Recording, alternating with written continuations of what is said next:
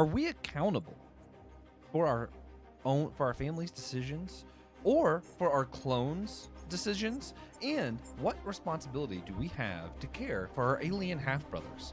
Well, these are the kinds of questions we're going to be asking today as we talk about some of the big things going on new in our favorite fandoms today. As we're going to discuss Bad Batch Season 3, Invincible Season 2, Part 2, and even something maybe a lot of y'all haven't heard of, Mortal Terror. Excited for that one. It's going to be a wild ride today. Hey, if you're watching live on YouTube or Facebook, go ahead and shout out where you're listening from, and we'll announce it as you pop up, if you pop up. But before we do anything else, I got to do a big thank you to one of our supporters, one of our sponsors of the show, Justin Vaughn. You make this show possible. You rock, dude. Thank you so much for your contribution. And if anybody wants to be like Justin and get a shout out, you can do that on Patreon, Captivate, or Apple Podcasts. So thank you all. I'm Joshua Noel. I am here with one of your other hosts, one of the newer hosts, John Erdely. Not new to me, though. We've known each other since college, and this is the first time we've recorded together, so this is kind of exciting. John, good to see you, man. Yeah, it's great to be here. Thank you for inviting me, Joshua. It has been a long time since we've been able to meet face to face, and we always had great experience together in college, and now we are taking our experiences outside of college into the real world and meeting back in a creative way, and it's a lot of fun. Yeah. And now all of the maybe the odder conversations that we would have that were more just like, small group at college, now we're subjecting other people to listen to it. Good times. Hey guys, if you're all listening to the podcast and you want to go over to Podchaser or Spotify or Apple Podcast to rate and review the show, that helps a whole lot. If you're on YouTube, please like and subscribe. It really helps when you smash that like button, because when you don't smash the like and subscribe, you do smash Will's heart, and no one wants that. So go ahead and do that. I do have a comment. So Christian wanted us to know that he's listening from Christian's dorm room in Louisville. Christian, Louisville, Kentucky. Glad you're watching. One of my favorite things in Louisville, my family lives in like the Kentucky region. In the University of Louisville, they have a wall that's just like all the different pronunciations of Louisville or Louisville or Louisville. Yeah, everybody pronounces it different. It's fine. So one thing we like to do for our What's News episodes, we do some stuff a little bit different. Instead of what we're geeking out on, we're going to go ahead and have a lightning round. And that's just where we're kind of discuss stuff that's not our main three that we've been into recently, if you have anything. I got a few that I'd highlight. This isn't really new, I guess. It came out last year, but I'm just now getting around to, because I've been really resistant to Peacock because I just have too many subscriptions. Like, to me, it's just a problem. Like, I'm just tired of subscribing to so many things, but I got access to somebody else's. I mean, I totally have my own subscription, but Peacock has Twisted Metal. So the old PlayStation video games that has its show, and it's starring Anthony Mackie and all them. And I was like, the cast is brilliant. So I was like, I got to check it out. And I haven't heard anything about it, so I wasn't expecting great things. But honestly, I think it's pretty good. It's really entertaining, a lot of fun. Definitely kind of like teenage boy humor, but I mean, it's about the Twisted Metal game, so it better have teenage boy humor, Like, that's sort of the point. So I'm really enjoying that one. Do you have anything that you wanted to lift up that's not our main three today? We've been watching One Piece with the kids, and I never had a chance to really get into One Piece, even though I did have a subscription to Shonen Jump magazine as a kid. And I'd read it a little bit, but I never did watch the anime. And now this year we're dedicated to culturing our kids on all the kind of the popular animes. And One Piece we've watched through. We're almost done with season 2, and it's actually really fun, really engaging, and I really, really like this anime. I feel like it has a lot of great character depth that goes into their backstories. Yeah. All the new places that they explore are always fun and full of like these crazy things. Like we just finished up them going to the island with the dinosaurs and the giants, and it's just like, yeah, it's a lot of fun. Oh yeah, wild stuff, man. That's part of why I love the live action One Piece is because it's even though it's obviously it's not as good, it's not as true to the original, all that stuff. But it's a good excuse to like get back into a world for me that I've like. It's hard to be like, oh, I'm gonna restart the anime when you're like, I'm on episode 1,000 and I still have like 200 to go, and it's like it feels weird to go back to episode one. But the live action gives me like a good excuse to kind of revisit those early years, and I do love that part of the story. It's like they really do a great job just world building and introducing the characters, and it's a lot of fun. A lot of fun. I'm trying to think of some of the other stuff I've been into.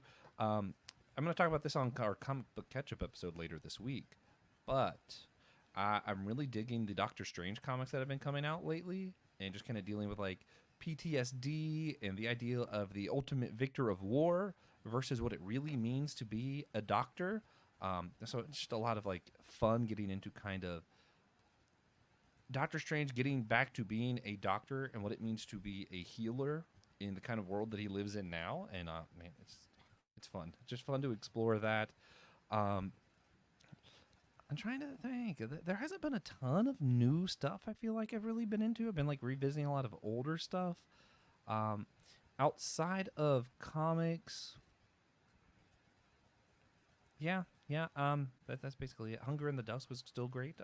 G. Willow Wilson's fantastic. Everything she does is amazing. This is Christian agreeing with me about something. Huh. This is crazy. Christian agrees with me about the Doctor Strange one. Thank you, Christian. But no, yeah, not a ton of new stuff I've really been geeking out on outside of that one show and some comic books. Yeah, I'm mostly revisiting old stuff. I am, however, really looking forward to Godzilla X Kong. So I have rewatched all those movies recently to kind of prep for Godzilla Kong. Are you into the Godzilla universe, the legendary monsters, or any of that? Yeah. We. These are King of Monsters. Then there was Kong, Skull Island. I think there was another one caught up on yet. I'm incorrect. I think because Godzilla X Kong is the follow up to Godzilla, right? First Kong, yeah. I think there's 4 total in it. So there's like a original Godzilla legendary film, Kong Skull Island, Godzilla King of the Monsters, then Godzilla vs Kong, and now Godzilla X Kong.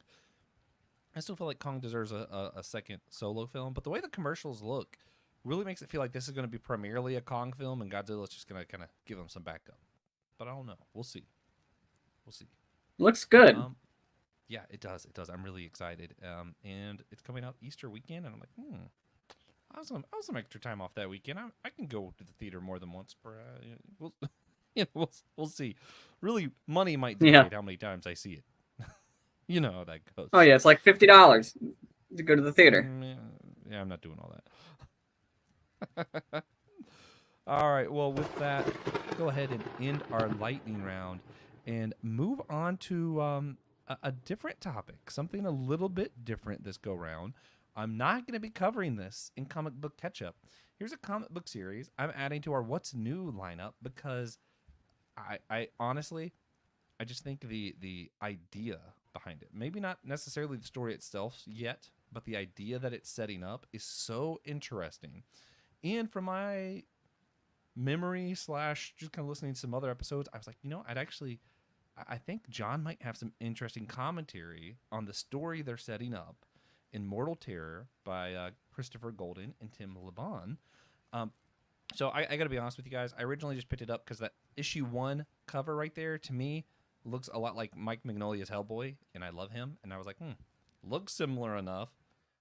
I needed a good new horror comic because Ice Cream Man is taking forever to release a new issue. Sorry, just personal gripes. So I picked it up, and I was like, yeah, let's see what this is. And John, I'm gonna break this down for you, and you're gonna be like, that's one of the weirdest stories I've heard, but I still feel like it makes sense. Lay it on me. So here we are.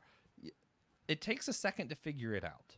So it starts in a train, which for those of you who know me at all, like I just have a thing for trains. Like I love trains. So a story starting on a train, I'm like, all right, starting off strong. We got train story. the guy's like, oh, there's monsters. He can kind of tell that something's going on. He's like, and he's an investigator. He ditches the train. The train ends up exploding. Crazy stuff. And you're like, okay, some different conversation clues kind of hinting at. You're like, okay, it's vampires. That's what's happening. And then you find out, no, everyone's vampires. It was humans that blew up the train. But people don't believe in humans in this world. They think that the humans are all gone and everyone's a vampire. So everything's ruled by vampires. The leader of the vampire world, the king, does know that humans still exist, or mortals is what they call them. Um, but he doesn't want the rest of the population to know. So he's kind of keeping it on the down low that humans are still out there. It kind of gets out a little bit amongst like the army kind of private security kind of things of like, we are going to investigate, take care of this without the rest of the population finding out. And the mortals are also terrorists because, there's not enough mortals left to do a full-on war with vampires. So what do? Here by there, we're going to blow up a train. We're going to, disrupt the establishment, and the establishment is all vampires. So all of the world is happening underground because, the whole sun thing. And it's very traditional vampire. Like, I love some of the stuff that I'm like, okay, I'm tired of like our vampires being like, oh yeah, instead of 2 pointy teeth, they have all pointy teeth, or oh, we're gonna all sparkle. I'm like, no, just give me a traditional vampire. And this is traditional vampires, but the story is anything but traditional, right? So they're having to get blood bags, all the stuff for their food because they don't have humans. You have the main protagonist. I don't remember his name. His partner, I guess you'd say, spouse. They're not married yet. So his partner actually is having a side fling with a human, it turns out, because there's like the thrill of being with someone mortal is like a whole thing. And I'm like, oh, okay, that kind of makes sense. And then you piece together that what's supposed to be so scary, magic has reversed. At some point, somehow, magic's reversed here. And if a human bites a vampire, they can turn a vampire mortal. So now the terror isn't really just that they're going to get blown up.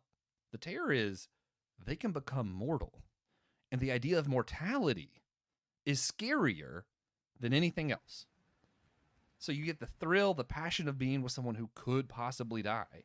You get the terror, the fear of just the idea of death itself. And issue 2, near the end, Will loves a good last panel cliffhanger.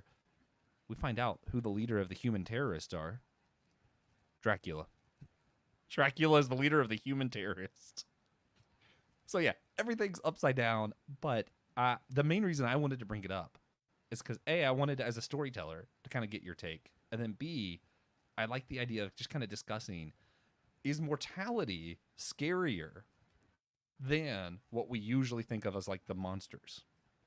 So first, as far as like a just a premise for a story, how does this sit with you, John?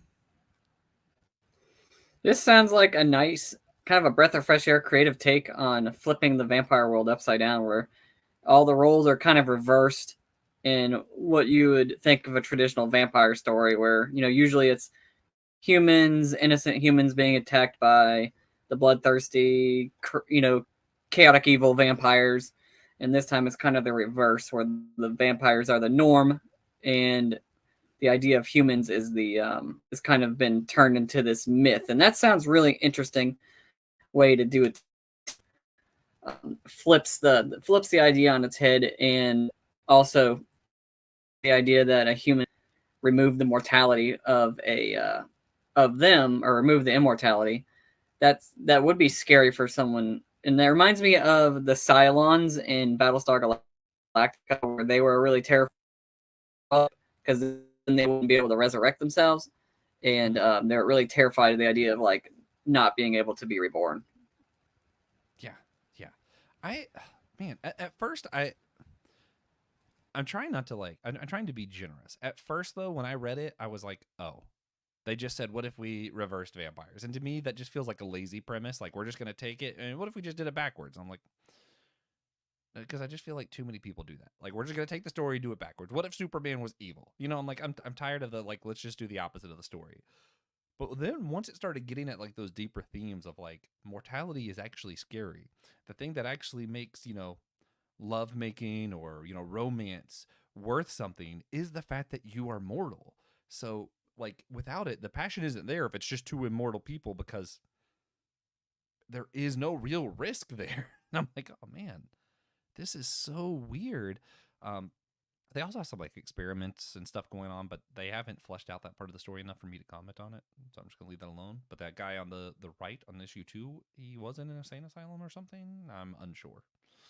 Um, yeah, I thought it was a little weird with the Dracula bit. I'm like, I wish you would have created your own character, but I think it plays really well to the theme of just like classic vampires. So trying to keep it classical.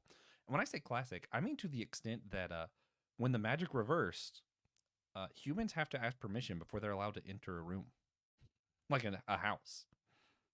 So it's pretty interesting. All right, Christian is here again with us. Christian, we should have just sent you the link, man. All right, so he said, it sounds like a very compelling read. I like the reversal on the usual formula of human beings being in the minority this time around and can control vampires' mortality through a bite. Yeah, that's actually what's interesting. And I've often actually wondered that when I've watched or read other vampire stuff, because I'm like, wait a minute. You telling me I could just get bit by something and live forever? That's not really that scary when you think about it. Like, yeah, it is, because there's monsters out there to get you, but never dying. I think I can live with that. The trade-off. Literally. Yeah. Whereas this is, I have this assumption that I'm gonna live forever. That nothing can change that unless someone literally just cuts my head off or something. And now all of a sudden, all my assumptions get challenged, and I could die at any minute because someone could just turn me mortal. Like, I myself cannot put myself in the mindset of someone who is immortal. Like, because we grow up finite beings, we grow up with the idea, maybe as a young child you don't think about death, but eventually we've all come to a place where we've accepted we're going to die one day. So it's hard to put yourself in this mentality of you've never had to confront mortality at all. And how scary is mortality if you've never confronted it? Um, I love the concept. Before we go any further, I'm going to rate 0 out of 10. So far, I'm giving this a 9. I love the way it's written, the way it's drawn. I think everything about this is just fantastic comic book writing. It's why I love comics. Now, to the deeper stuff, the Christian tradition, Christian theology, we have for a very long time wrestled with how to deal with mortality and what we think about it, what we think about an afterlife, or if there's an afterlife, all that kind of stuff. John, like as a Christian, how do these questions of mortality and the fear of being mortal really sit with you? Like, how do you think about these things, wrestle with them yourself?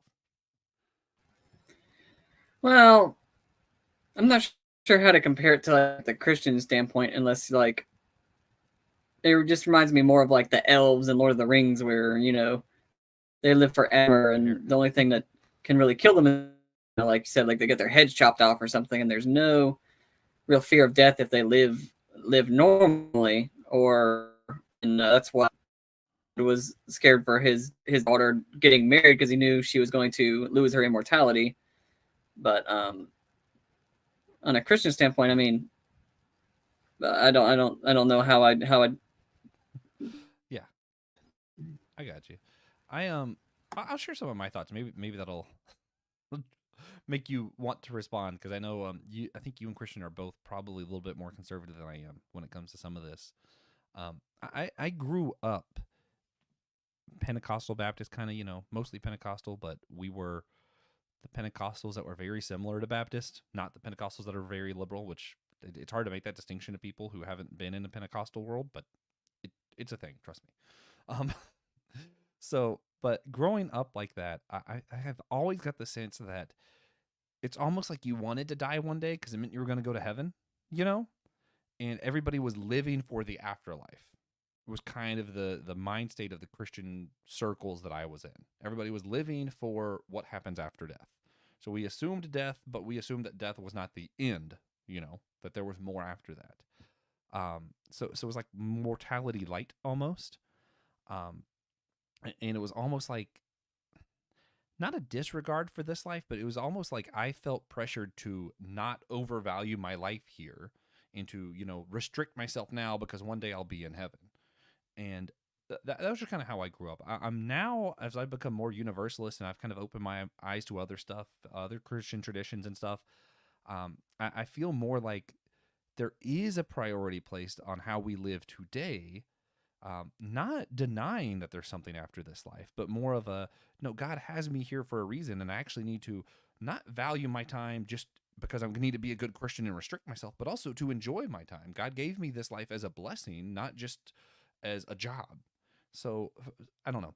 There's a lot of different ways that we look at the idea that we are finite, that we will die one day. And for me, I have found it better to appreciate the life I have now and not live as if this life doesn't matter. Um, and when I put it onto this story, I'm thinking like, if you were immortal, you have to live as though this life matters because it's all you got. And then all of a sudden, when you're confronted with mortality, if you've always been immortal, you've never even thought of the afterlife. So then it's like, well, why are you living? What is the point of this life if it's going to end one day? Yeah. So that's just kind of how I think of these things, and just kind of I'm like, it is a pretty stark contrast. I don't know if religion will ever play a part in this particular comic series, but I'm interested, like, because a lot of religions focus on the afterlife, and if you've never had to face mortality, there is no afterlife to think about, you know?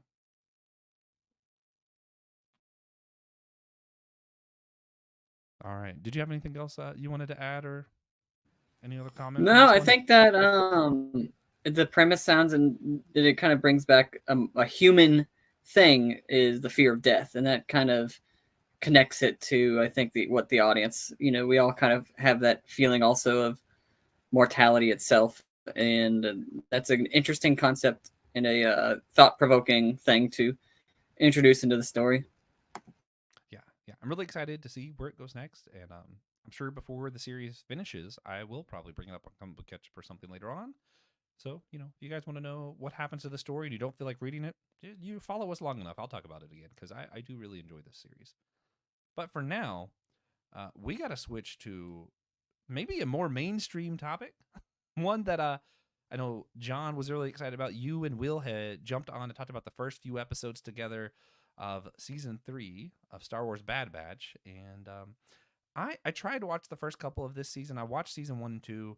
I've not got into this season yet, so I'm interested to see what you have to say. Up real quick, Christian had another comment concerning mortality. All right, there's a fine balance between the two. Our home is heaven, but we need to take care of and respect the world we're in now like we would so others can prosper and find heaven too. Yeah. Yeah. I like that. I like that take. Um, Even though we have different ideas of what heaven is and who goes to heaven, I do agree with Christian there. All right. Without further ado, season 3, Star Wars Bad Batch. John, what's this season about? What are you thinking about it? How would you rate it? Just give me a rundown. So Bad Batch season 3, I think, is, I want to say, filling in that gap of the last little bit of the Clone Wars before A New Hope, and it's also explaining how Palpatine returned. I think that is kind of what it's setting up to do. It's doing a lot of world building, and it's kind of closing all of the story where season 1 and 2, closing those threads, so to speak. But I've really enjoyed it because you're getting more return or the characters, like Crosshair, where he basically betrayed the main characters in the beginning of in the season 1, and you're kind of seeing that story come to a close, or come full circle, as it may process through him eventually betraying the Empire, because even though he wanted to be a good soldier and follow orders, he realized that, at the end, they really didn't care that he followed orders. He was an expendable clone, and he helped, Omega escape, and he's having a real rough time getting back into his original crew because nobody trusts him because he did betray them. But at the same time, it's a lot of like, grown up themes and emotions that really are stirred by this season. Mm-hmm.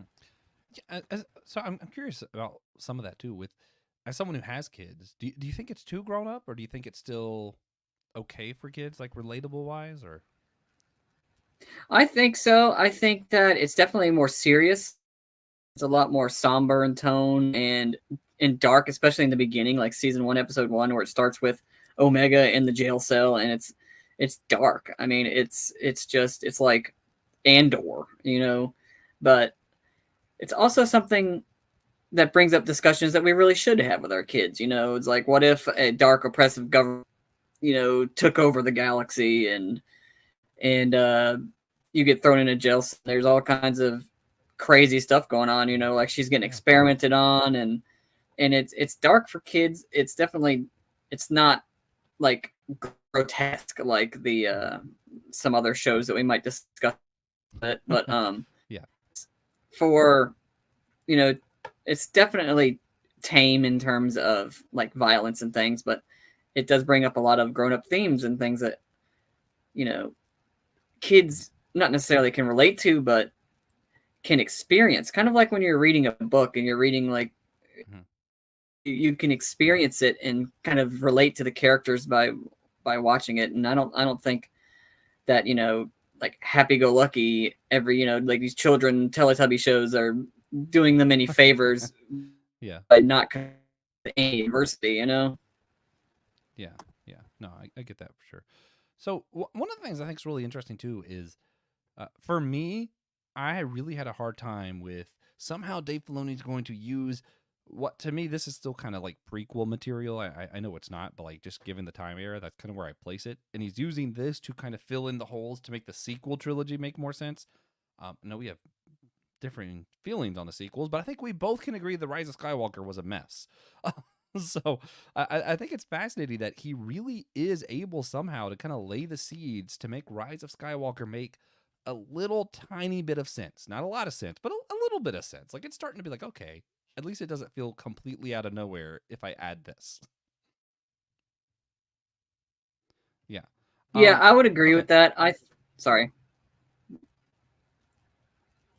Go Okay, ahead. I was gonna say I agree with that. I think that it is definitely it's like the Rise of Skywalker and the or the Last Jedi and some of the other ones which were just not done as great. I feel like they're laying the foundation for that better than what was built in the main trilogy. Mm, yeah, yeah, for sure. And it doesn't feel like it's just ignoring the main trilogy because the main trilogy acknowledges the Clone Wars. It's just kind of a yeah different. Okay, another comment from Christian. This one I'm just gonna let you respond to. Christian says, "I've got a feeling that Omega's gonna be the only one left in the end." Sorry, he said, "I've got a bad feeling about this." Star Wars reference. Okay, or they might go down full downer in the end and she's killed to fuel Palpatine's resurrection and for sequel synchronicity's sake. What do you think about this comment? I I feel like it's definitely going to be a bittersweet ending because I know that the clone uprising, we all know that's not going to be successful, and we know that Palpatine is going to end up resurrecting himself. So that's some part of that experimentation is going to be successful. His his cloning facility on Mount Tantus is going to succeed because that's what creates the Last Jedi. It's what creates Snoke. It's what all that is built on, basically. But I'm not sold that she's gonna die. I'm actually holding on to this really crazy wild fan theory that she's gonna be force sensitive and become the new canon's Mara Jade later on. Yeah, no, I'm there for that. I think they're gonna keep her around. I think she's too popular for Disney to let go of. There's some things that I hate when people are like, oh, Disney always does this because usually they're wrong, and I can point to that Disney has in fact not done that, or like, oh, everything new Disney is woke, and I'm like, okay, but a lot of it isn't, you know, or they've never had an original idea, and I'm like, Moana. They're like, well, that doesn't count because this. And I'm like, well, then literally none of the Disney movies count from the very beginning. You've never liked Disney. Sorry. I just, not to go on that whole side tangent. Uh, I do say, though, sometimes Disney does have a tendency to do a little bit of fan they feed the fans. If the fans like something, they're gonna give it to them, and fans like Omega, so they're gonna give us Omega. I don't think they're gonna have Omega killed off. Um, that said, one of the things that's interesting that is going to relate to our next topic too, there does seem to be a little bit from what I did see of like the clones feel responsible for each other almost. Like, oh, you're also a default, or oh, you're this. The Empire did this to us, and it's almost like a brotherly commitment thing. And it's weird because you do have Cross-Eye, you do have all these clones that did, you know, execute the order, turn on their brothers. So it's kind of like a why do they still have this accountability for one another when literally the only thing they share is genetics? A lot of them haven't even met each other. So I always thought that was a little strange. Do you have any fuller ideas on some of these? Because again, I've only seen bits and pieces. Well, I mean, they have that sense of brotherhood.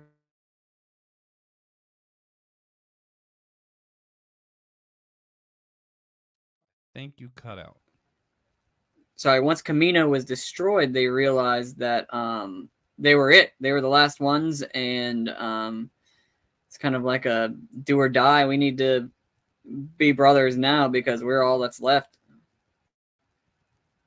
Yeah, yeah, and I mean, and it makes sense.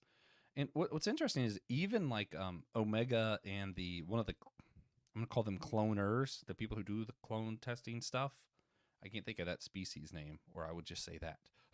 But they even have a The little bit of like family Caminoans. relations there, where there's like she feels almost like she owes Omega to not out her abilities, and it definitely seems like yeah, she must have some midichlorians, right? Like from what I've seen, even it's like okay, they know that she's the key to something, and that's why they're hiding some of her genetic stuff from the test. Yeah. All right. Cool. So, if you had to rate season 3 so far, 0 to 10, where are you putting this one? I'm putting this one at an 8. It feels like it's a little bit rushed. I love the ideas. I love all the character arcs coming full circle. I like the dark tone of it, but it does feel like it's a little bit rushed. Like they're trying to stuff as much as they can into the last season because they know it's going to end. Gotcha. Gotcha. Sometimes that can be fun though, when all of a sudden everything just like all hits at once. But then sometimes it's terrible, and it's Spider-Man 3. Um, In game. uh, yeah. A lot of people loved Endgame, and it's just Infinity War was better. I'm sorry. That's one of my bad opinions, I guess. But I loved Infinity War. What was I gonna say? Okay, so as far as like the deeper themes, what do you think is like, as far as like what we can pull out of this and really think more about? What would you think would be the one of the biggest topics that you think we should maybe spend a little bit more time thinking about walking away from the show? I think, gosh, if I had to die on a hill for the show, the theme would be redemption, because you think Crosshair and all these other characters are kind of finding their true selves in here. Like Hunter is having to wrestle with how with Crosshair's return, and also that he wasn't able to help Omega in the beginning, and then you've got Crosshair coming full circle from rejoining the crew after betraying the Empire, and then you've got Omega basically growing up and not being the wily kid that they brought on board, but now she's kind of was it soldiered up a little bit. Mm, yeah, yeah. And our unofficial third host of the episode has said, "Preserving against evil, no matter the cost." I think that's pretty solid takeaway too, from what I've seen. He had time to prepare that statement. Yeah, that's different. He gets to sit there and type his thoughts. All right, so on to our final main topic today. Um, I'm actually really excited to talk about this. We've only got one episode in part 2 so far, but I love this show. I love the comic. I think Invincible is incredible. It's just a critique of all things that are superhero and comics, and what do we do with this genre, and how do we feel about the idea of heroes in the first place. It's a little bit less of a downer than the Boys. A lot less of a downer than the Boys. The Boys is just anyone who's a hero is evil. And I like the Boys, but I gotta say, but um, I Invincible. We had season 1, we had season 2, part 1, and the reason it was split up was because of the writer strike. And now the writer's strike has been kind of resolved. We start to see part two, and we talked about some of the other episodes and stuff here before, so you guys know some of my history with it. I've read all the comics. I love the show. Watched all of it so far. John, what's your relation with this? Have you seen any of Invincible or read any of the comics or anything? I've not read the comics. I watched the first episode of season 1, and I thought it was absolutely disgusting and terrible and overly gory, and I immediately shut it Oh, off. And it's just not my cup of tea. The way that the grotesque violence. Like there was there was a scene where like somebody was like, "Help me!" crawling in the background, and then they got stomped on and squished and blood spattered everywhere. And I was just like, you know what? I'm not really into this type of thing. It's the same problem I had with Rick and Morty. It was just overly grotesque. ooh. So you definitely would not like the first episode of part two of season two. Part of my commentary was mostly Probably going to not. be the show's been pretty mild up until now, in my opinion. Comparatively, I feel like we've had some grotesque moments like what you mentioned, but we haven't had characters that we've known and grown attached to really get brutally murdered until now. Now there's characters that we have known and spent time with and maybe even started to care for, and we see them smashed to bits. Literally, we've seen one eaten, and it's like, oh. And I think the grotesqueness is part of the point of just kind of like superheroes aren't just pow and somebody's knocked out. It's no, someone with that much super strength punches someone, they explode. That is what would happen. um, all right, Christian has to hate on the boys because it's just what he does. Nihilistic trash. What he means is a fantastic, brilliant show compared to the more realistic take that Invincible offers. Compared to the more cartoony take that Invincible offers in its destruction of superheroes, deconstruction. Sorry, it helps that Invincible also reconstructs the genre as well. He is right about that. The boys is just a downer. Shrinking Rae. Shrinking Rae. Oh yeah, I haven't got to that part yet. Shrinking Rae's death lives rent free in my head. A truly frightening scene. Yeah, yeah, this was rough. So in the show so far, you have Omni Man, who is basically Superman, and in that episode one you mentioned, which happens a lot later in the comics, we end up seeing that he is from another planet, just same story script of Superman, except for his planet wants to completely conquer our world. So he just brutally murdered all of the Justice League in his world. That again, they're not called Justice League, but you can kind of tell. There's literally like people who look exactly like the Flash and all that, and they just get destroyed. Um, anyway, season one ends. You find out you have the giant fight scene between Omni Man and Invincible. And Invincible kind of wins, sort of. Omni Man flies away, and we think we're never going to see him again. He says a bunch of really nasty stuff. Christian's making fun of me. But anyway, um, they have a whole big outing. Season two's been wrestling with how should he feel about his dad? Like, should he hate his dad forever? Should he want to see his dad again? Because, they are family, even though his dad is truly a despicable creature who did terrible things to his mother and left the planet and tried to literally destroy his planet. Um, and then how do they continue on without his dad? And they have like this PTSD, all this trauma that they're dealing with.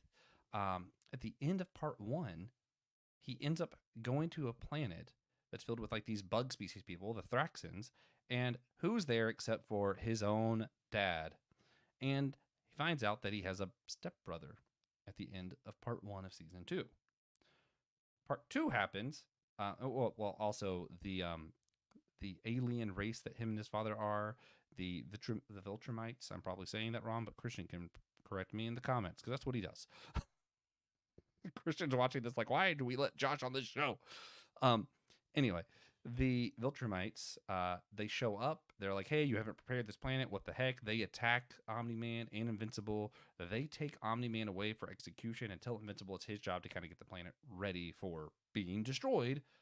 And Invincible's like, yeah, I'm not playing into this species thing that's going on. Like, I'm not part of this race. I'm a human. I'm from Earth. That's where my allegiances are. All this kind of stuff. But his dad's taken away to be executed, supposedly. That because he's changed and all this stuff. Man, yeah. it's complicated. When aliens get involved and other species and stepfathers and step aliens and brothers and all this stuff gets involved, it's complicated. The Thraxans, the alien bug race that his brother is part of, they have very short lifespans. Their whole lifespan is like just a few years. So what happens now that his dad's taken away is his half brother, if he lives there, his mom will die in a few years and he will not. So he can either leave his brother there to watch everyone around him constantly die and him feel, you're dealing with that mortality thing. Everyone else is dying and you're just still around because you're aging so much slower. Or he can bring his half brother back to Earth, which is what he decides to do. But he doesn't have a way to raise his stepbrother. He's still a kid. His mom doesn't want to raise this other man who, her ex-husband who tried to destroy her planet and call her a pet. She doesn't want to raise his kid. So it's kind of like you're dealing with this. What responsibility do they actually have to this half-brother? Because obviously good people don't want to leave someone you're related to watch everyone around them die, but also there's no responsible way to care for them. And also, why should other people be picking up after Omni-Man, who's just a douchebag who goes around creating, little babies everywhere or alien children? So it's kind of like, you have all these complications. And then on top of that, Earth gets threatened with two major crises at once. Invincible goes with one team. The other team is left behind. Invincible's team's fighting basically Starro kind of creatures, whatever. The other team, man, you have Shrinking Rae, Multicate, and the Speedster, whose name I forget, which is embarrassing because he's the only one that lived of the three. And yeah, they brutally murdered. Multicates, they have the multiplying power where there's multiple of them over and over, literally get smashed together into each other so that their organs and stuff are out. Shrinking Rae gets swallowed and tries to expand, like, haha, I'm going to expand in your throat and kill you. And nope. Gets swallowed and then her blood kind of just gets spat up a little bit. And it's like, ooh, yummy. And these are characters we've actually grown to know. So that's different. That's awful. Sorry. Duplicate. That's what I said. It's duplicate, isn't it? Didn't I say duplicate? John doesn't know either. No, I'm questioning everything. Couldn't remember. Anyway, I know a lot of story is one episode so far, but man, they unpacked a lot. I think you said multicate. Multicate? Yeah, that sounds right. Duplicate's right. Okay. Anyway, duplicate makes more sense anyway. Man, just where the show's going and just like how they're dealing with this idea of like responsibility and accountability of like, who are you accountable for? Who are you responsible for? Do you actually have to, like, if your family is going around messing up stuff in the world, do you have to go up back and clean up after them? And like, why would it be your responsibility in the first place? And it's one of those where like it's so far-fetched that it's like we shouldn't be able to relate to this at all, and yet I feel like it is very relatable. Of we have had situations of like, and I know people just because I work in like food and stuff where I've seen people who've like they're still a teenager but feel like they have to take care of their little brother because their parents just are not capable of caring for children, and it's like, well, they're not your child, so what responsibility do you have to that? And yet at the same time, if you just leave them, you know how bad that's going to be for them. So you can't do that either. So I really feel like this question of accountability that shows up first in the Clone Wars, right? Because like, are you accountable for the other clones that did these terrible things? Are you accountable, or should you still care for your brother if he backstabbed you? And then we see the same kind of questions in this series of, is Invincible, is he accountable for his half alien brother?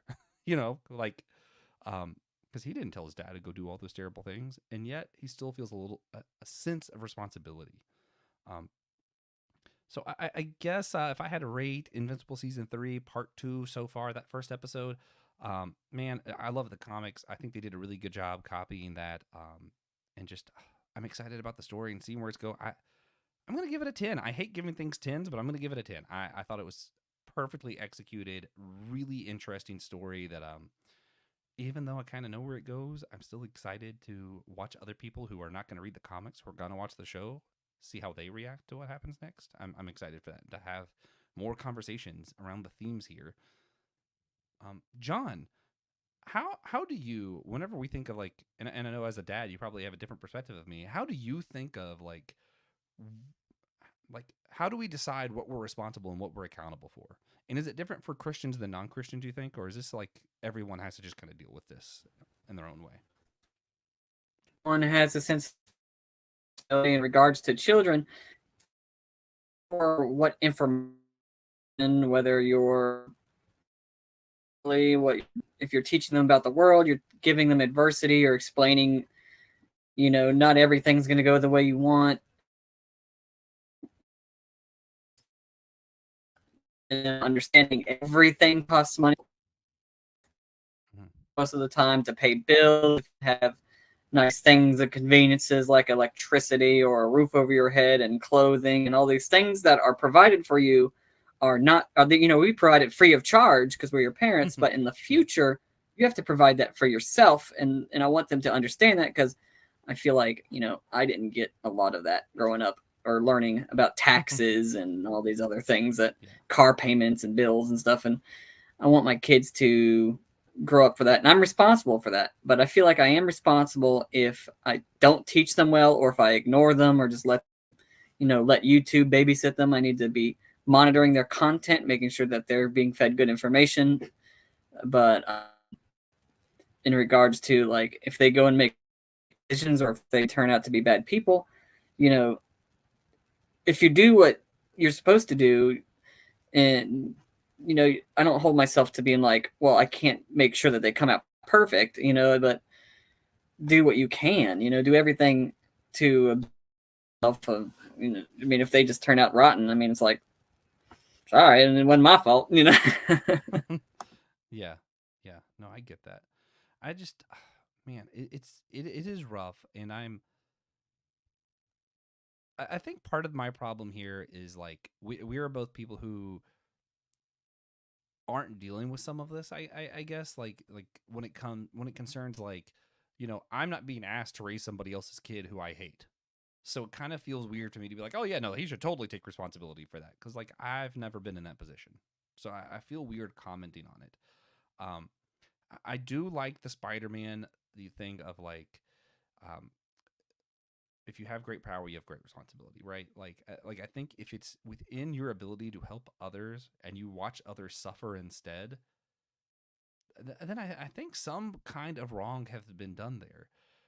So when I think of like Invincible situation, it's a little bit complicated because he doesn't really have the power or the capability to raise this half brother. So I'm not sure if he's really responsible because he doesn't have the ability to do that. It gets a little bit more complicated. But if it was just a clear, hey, you have all the money, you have all the ability to care for this person, I don't think it matters how terrible your dad is. If you are fully capable of helping this child who's going to be raised terribly and in misery, and you just decide not to because it's inconvenient and you don't like their dad, I don't like that decision. Like, does that make sense? Yeah, For no, me, I that think it makes just sense. comes It's down all more about, to what you're capable of helping. Yeah. yeah, like, if I want to, do I want to raise my kids, or do and spend the time with them, or do I, or not? If I'm able to, do it. But if you're, it's different if you're not able to. I am become gaslighter. What do you say? I didn't see the Christian's last just part. antagonizing me. I am Destroy become Joshua's gaslighter. confidence. Well, Christian's just antagonizing me on while I'm on air for some reason. Anyway, yeah, I Gonna like. throw off your OODA loop. Yeah, for real. So this is actually a question that I wrestle with. I'm gonna give a really specific example that's real life, so maybe we can talk about it a little bit better. Um, in one ministry I care a lot about, and we have on my other podcast, the Whole Church podcast, we've invited them on a couple different times. The Watoto ministry. So it's a ministry in Uganda that helps children, and it doesn't just like babysit children and teach them how to be like white Christian Americans. It raises them and have them become the worship leaders and uses their culture with Christianity to kind of show how to be Christian. And it's in a part of the world that's desperately in need of help, that needs food, that needs support, right? And the way it works is like people are able to adopt a child, which is, I think it's like $40, and three people adopt the same child. It's complicated, but you're sending money to sponsor these children. My parents did it. I don't know the organization well enough that I'm like, I'm confident that what they're doing is good, and I do want to sponsor and support a child. However, I currently, given my current budget, like I am like, can I pay the bills? And if I feel like I'm at the bridge of can I pay the bills, I don't think it's responsible or reasonable for me to then go, well, I'm also going to spend $50 a month adopting this child. Now, some people will say, if you're convicted, you just have to do it. Doesn't matter if it makes sense or not. Um, I guess it depends how you define convicted. But um, yeah, like that's where I'm seeing this problem as, to me, it's just a do I have the means to help, less than any of the other questions. I think that's the main question that I have to wrestle with when it comes to what accountability I take of others who are not myself. Um, but I'm sure other people have other ways that they value it that aren't just do I have the ability to care. But for me, that's the only question that really stands in my way: is what means do I have to help? Um, yeah, John, what do you think? Do you have any other thoughts on that, or anything you want to add to that kind of part of the conversation of like, how do we take accountability for others, and what responsibility do we have for people outside of our own self? I feel like it's just another human aspect of us wanting to feel responsible for, if someone like one of our best friends goes out and does something terrible and we feel kind of responsible, but even though we didn't have any part of it, we wonder if we could have gone back and done something differently. And I feel like that's just, us wishing things could have been different. Yeah, yeah, yeah. I mean, that's true. That's true. Yeah, it's a complicated thing. It's not something we're going to easily answer here. Um, yeah, and let us know if you're listening and you're a better theologian than us, and you're like, no, here's the exact verse that defines what responsibility we have to the other and accountability we have for others' children's. Yeah, drop it in the comments. Let me know. I would love to know exactly how, the exact formula for how I decide what I'm accountable for. But I think for the most part, that's just a question that humans have been wrestling with ever since we've kind of developed the idea of ethics, and we'll probably be wrestling with it for the rest of time, if I had to guess. But that's a fun note to end on. Christian loves when I just end with open-ended questions. You're welcome, Christian. Here's another one. How do we define who we're accountable for? I don't have an answer, so we're gonna just wrap this one up. All right. So for our wrap up on our What's News episodes, John, we pick one of the things we discussed today. It doesn't have to be a main topic. It could be one of the things from the lightning round if you want it to be. If you had to pick one thing to recommend to our listeners of everything that we talked about today, which one would you pick? I would say if you haven't seen One Piece, I highly recommend the anime starting from season 1, not the new coming out with. I have to verify if it's any good or not. But like the remakes, I'm not a big fan of remakes of good stories. I'd rather them remake bad movies or bad TV shows that were based on good stories instead of remaking shows that we know and love or movies that we know and love. But tangent aside, I recommend the One Piece anime because there's a lot of character depth, and I just really it's a lot of fun. It's kind of like watching Pokemon. It's just really lighthearted. Even though the first bit of the season is a little bloody, I wouldn't recommend that for really really young children. But the light Luffy being so lighthearted and fun, it really does make the anime really endearing and enjoyable. Yeah, no, that's totally fair. I'm also not going to pick one of our main three topics. I'm also going to pick a lightning round topic. I'm going to say Twisted Metal, because I haven't heard enough people talk about it. I think more people should watch it. Even though some of the other stuff we talked about is better, I just want more people to watch it so I can talk about it. Anyway, Christian is still antagonizing me, but I'm not going to give him the satisfaction of reading any more of his comments. I will say, yeah, Twisted Metal's great. Hunger in the Dust by G. Willow Wilson, also great. But yeah, Twisted Metal, more people should be watching it. So if you like action and you like, kind of juvenile humor, watch that series. Talk to me. If you like evil clowns and cars with guns, watch it. Let me know what you think. I'm excited to talk to literally anyone about it. And with that, I'm going to go ahead and start wrapping this one up, guys. Again, a thank you to Justin Vaughn for sponsoring the show. You rock, man. If you guys are listening, please consider rating and reviewing our show on Podchaser, Apple Podcasts, or Spotify. Of course, smash that like and subscribe button. We need you to do that, especially if you're on YouTube. It really helps a whole lot. If you want to listen or see other What's News episodes, down below, we have in the description, we have a link to see the rest of those kind of things. It's a good time. And finally, I need you all to do one very important thing for us. And remember that we are all a chosen people, a geekdom of priests.